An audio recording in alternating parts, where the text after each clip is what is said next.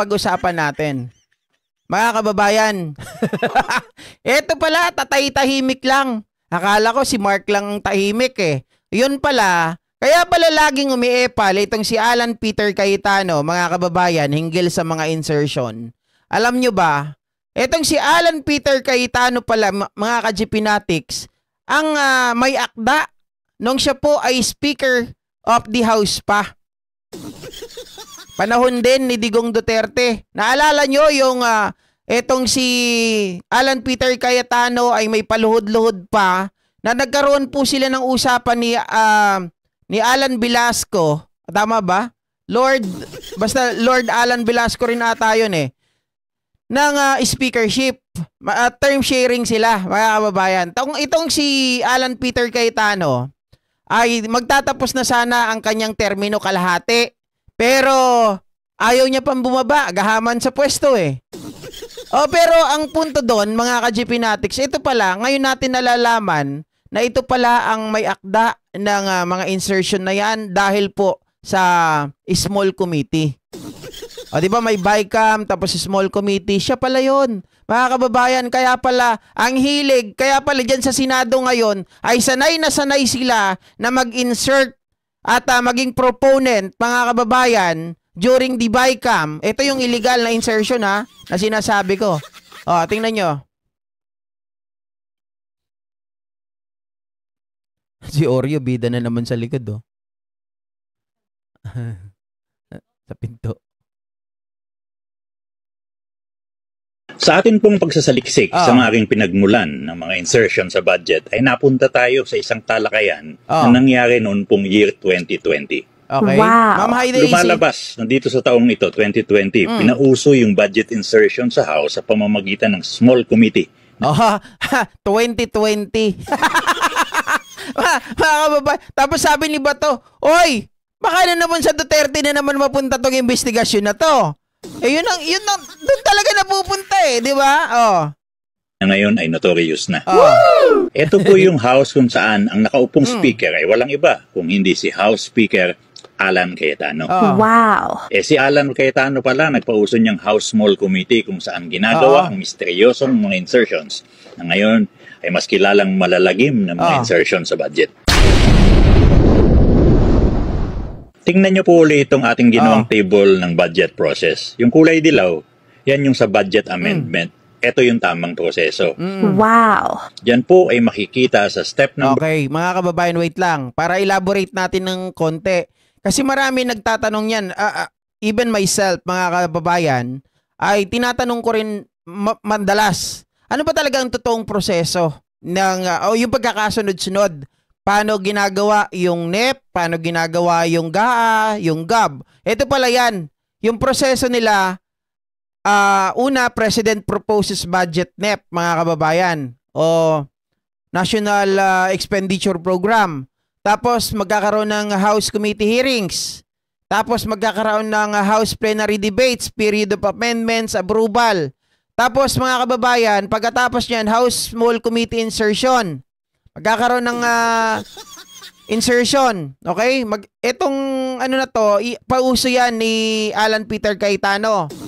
Magkakaroon ng plenary approval, GAB 1, Senate Committee hearings, Senate Plenary Debates, period of 2, amendments. Diyan ka pwedeng magkaroon ng insertion na legal. Yan yung sinasabi ni Tito Soto, mga kababayan. Kasi sa kanila, sa number 7, yung amendment naman sa plenary, yun yung sa step 3 na pwede kang mag-insert na legal. Pero sa 7, ulitin ko lang sa 7, ito yung sa second reading na sinasabi ni Tito Soto na sa tanan ng buhay ko, wala akong insertion. Ang insertion ko ay yung sa amendments during the second hearing. Yan yung sinasabi niya. Second, ang tawag dito?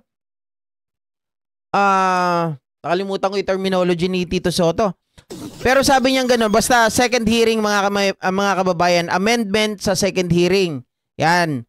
Tapos nagkakaroon ng bicameral conference committee. Pagkatapos ng second hearing. So dito sa bicameral conference committee, mga kababayan, sino-sino na yun nandyan? Yung 12 from Congress, 12 rin galing sa House. Ay, mali. 12 sa Congress, lower house, 12 sa upper house, sa Senado. Mga kababayan, nalito na ako.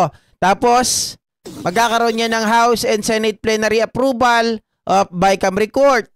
Tapos, magiging gab yan, mga kababayan. Gab, yung dulo. Okay? So, ayan, pakinggan ulit natin. Number 3, ang pagbabago ng budget na dinaan sa plenaryo, may debate, may plenary approval, in short, transparent. Wow. Yung nakapula naman ay kung saan ginagawa yung insertion. Woo! Yun yung questionable.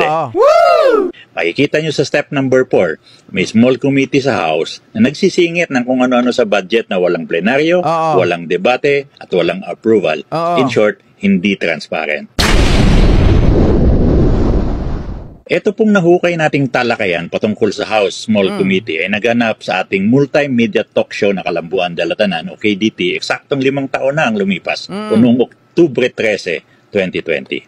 Wow! Ito po yung unang taon ng COVID pandemic. Remote po ang ating interview dahil nga sa pandemya. Wow! Sa Kongreso naman, nung mga panahong yon, patuloy ang naging budget legislation dahil meron nang uma-attend sa session physically at meron din via online. Ibig sabihin, hindi naman talaga kailangan ng small committee na pinauso ni House Speaker Alan Cayetano. Mga kababayan, ang dami talagang creator nung panahon ni Digong kung ano-anong kinikreate ng mga pakulo, 'di ba? Hindi naman kailangan ng small committee pero mga kababayan, kagagawan pala nila ito. At yung small committee na 'yan, diyan din ang galing mismo itong sila Ungab, diyan din ang galing itong sila Saldico.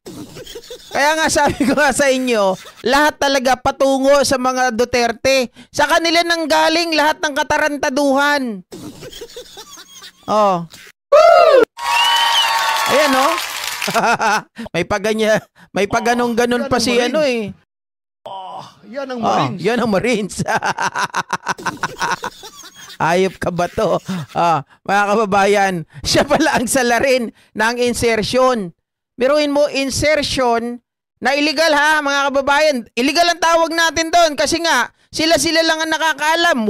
Wala po itong feasibility study. Wala rin po itong tinatawag na debate. Wala din po itong tinatawag mga kababayan na talagang pinagkasunduan ng maraming member, di ba? Sila lang, small committee, 4 lang yan 4 lang sila doon.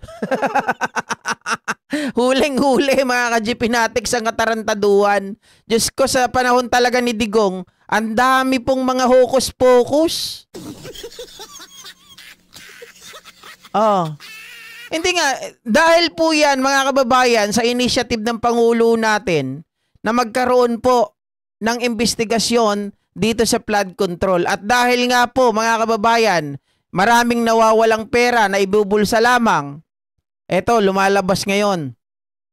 Lahat ng mga sikreto ay ginawa o create ng panahon ni Digong. Diba? Na back to you tuloy. Diyos ka. Ay.